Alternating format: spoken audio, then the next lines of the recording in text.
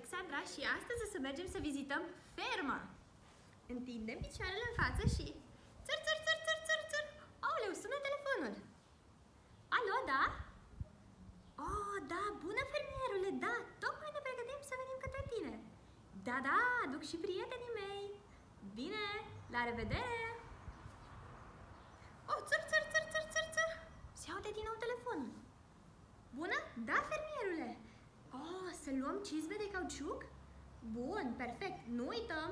Vă mulțumim. La revedere. Am vorbit cu fermierul. Ne așteaptă la ferma lui. A spus să nu uităm cizmele de cauciuc. Foarte bine. Pentru că mergem la fermă, vom lua tractorul.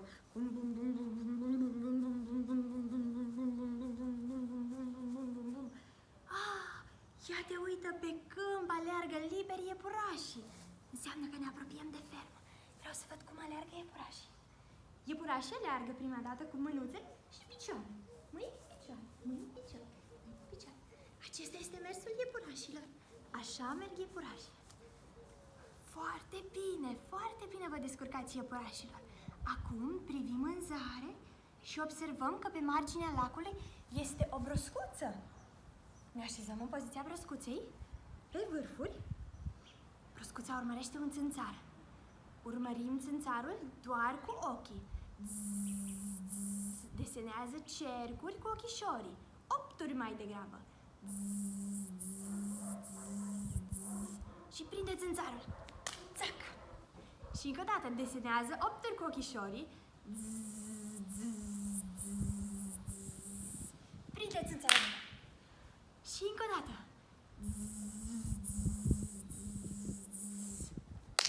Foarte bine! Broscuța s-a speriat de noi și a țopăit fix în apă. Bun. Am ajuns la fermă. Prima dată ne vom așeza cizmele de cauciuc pe picioare, pentru că poate să fie mizerie pe jos. Ridică piciorul, pregătește cizma și bup! A intrat cizma. Și celălalt picior întinde și bup! Foarte bine! Suntem pregătiți cu cizmele de cauciuc în picioare. Prima dată vizităm grajdul cailor. Iată uite un căluț.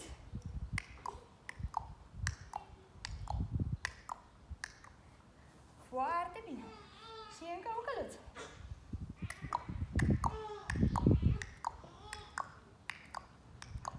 Super! Căluțul nostru a devenit nărunaș.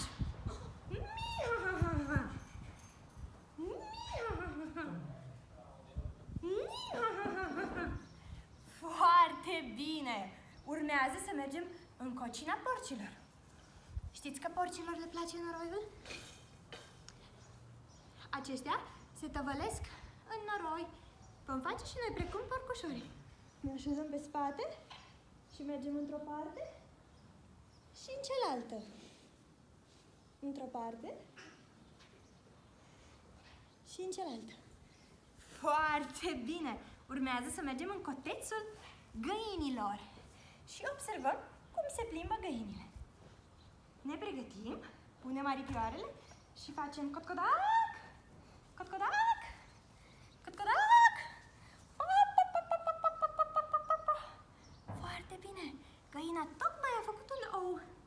Ne așezăm precum un ou, strângem bine picioarele și aplecăm capul.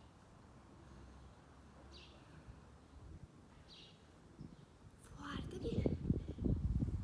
Din ou va ieși un puișor. Piu, piu, piu, piu, piu. Piu, piu, piu, piu, piu, piu.